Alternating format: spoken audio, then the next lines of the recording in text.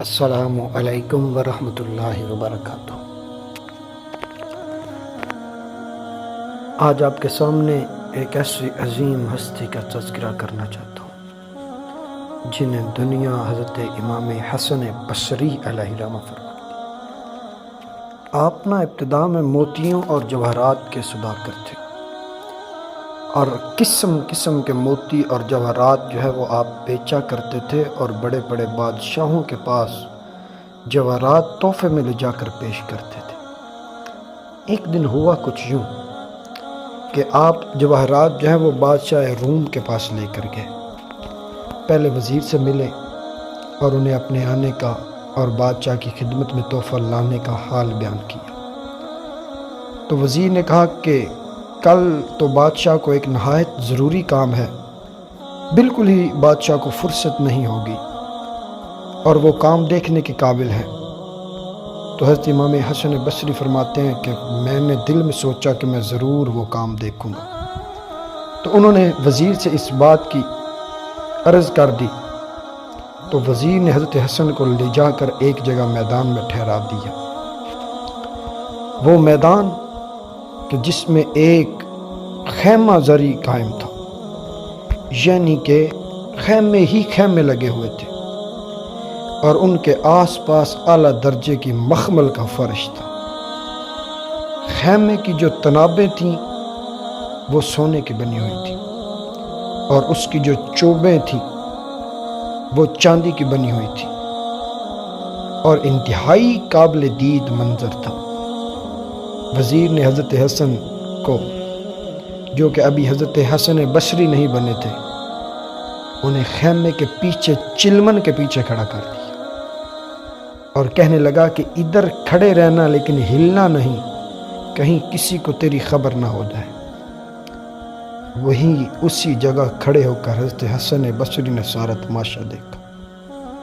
وہ تماشا کیا تھا؟ آپ فرماتے ہیں کہ وہ خیمہ دراصل شاہ ہرکل کا ایک عزیز تھا، شاہ ہرکل کا ایک بیٹا تھا جس کی قبر پر وہ خیمہ کھڑا ہوا تھا، اور آج اس کی سالانہ برسی کا دن تھا۔ بادشاہ سالانہ رسم تعزیت ادا کرنے یہاں آیا تھا۔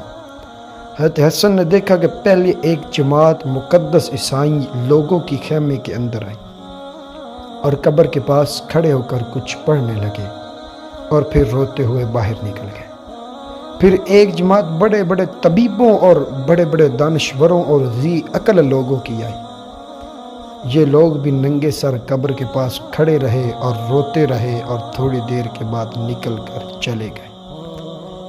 پھر تھوڑی دیر گزری تو فوج کے افسروں کی ایک جماعت ننگی تلواریں لے کر خیمے کے اندر، اور وہ بھی قبر کی سلامی اتار کر ناکام واپس چلے گئی۔ فوجی لوگوں کے بعد ایک جھنڈ حسین عورتوں کا آیا۔ ان کے بال کھلے ہوئے تھے، ان کے ہاتھوں میں سونے کی تھالیاں تھیں، ان کے اندر موتی اور جواہرات بھرے ہوئے تھے۔ ان عورتوں نے قبر کا طواف کیا اور بہت زیادہ روئیں، حتیٰ کہ رو رو کر تھک گئیں تو یہ بھی خیمے سے باہر چلی گئی۔ اور ان کے بعد پھر بادشاہ خود خیمے کے اندر آیا، اور قبر کے پاس کھڑا ہو کر کہنے لگا، بیٹا تو مجھے بہت پیارا تھا، مگر افسوس کہ تم مر گیا۔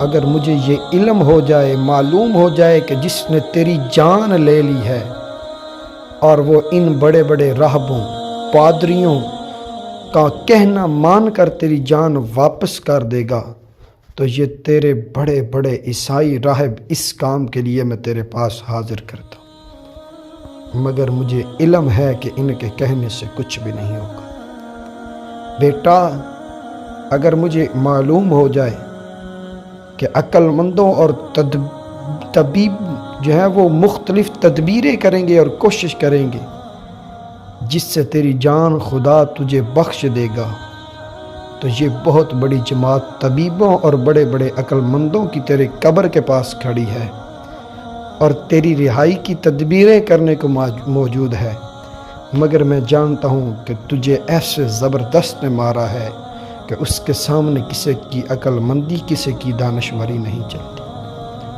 اے فرزند، اگر مجھے یہ معلوم ہو جائے کہ جس نے تیری جان نکالی ہے وہ کسی بڑی فوج سے ڈر کر تجھے چھوڑ دے گا تو یہ کثیر فوج اور فوج کے افسر تجھے قید سے چھڑانے کو تیری قبر کے پاس موجود ہیں، لیکن جس نے تجھے قید کیا ہے وہ ایسا زبردست خدا ہے کہ کوئی فوج اس کے سامنے ہستی نہیں رکھتی۔ اے فرزند، اگر مجھے اس بات کا علم ہو جائے کہ جس نے تجھے مارا ہے وہ لالچی ہے، حسین اور خوبصورت عورتوں کا دل دادا ہے، اور حسین عورتیں لے کر تجھے چھوڑ دے گا تو یہ خوبصورت عورتوں کی جماعت حاضر ہے، مگر میں جانتا ہوں نہ وہ حسین عورتوں کا طالب ہے، نہ مال و جواہر کا خواہشگار ہے، اور اب وہ تجھے کسی طرح نہ چھوڑے گا، اس لیے میں اب تو اس سے پھر 1 سال کے لیے رخصت ہوتا ہوں۔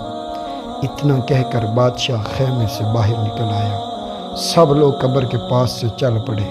حضرت حسن بصری نے جب یہ واقعہ دیکھا تو دل پر ایسا اثر پڑا کہ اچانک یک لخت دنیا سے طبیعت ہٹ گئی اور آئندہ سے دنیا کے جواہرات چھوڑ کر آخرت کے جواہرات خریدنے شروع کر دیے اور بیچنے شروع کر دیے۔ دنیا کے تمام کاروباروں سے الگ ہو کر آخرت کا مال اکٹھا کرنا شروع کر دیا اور بیچنا شروع کر دیا، اور پھر بصرہ میں آ کر قسم کھائی کہ اب دنیا میں کبھی نہیں انسنا، اور پھر اللہ کی عبادت میں، اللہ کے راستے میں مشقت اور مجاہدہ میں اس طرح مشغول ہو گئے کہ زمانے نے کہا کہ حضرت امام حسن بصری آ رہے ہیں۔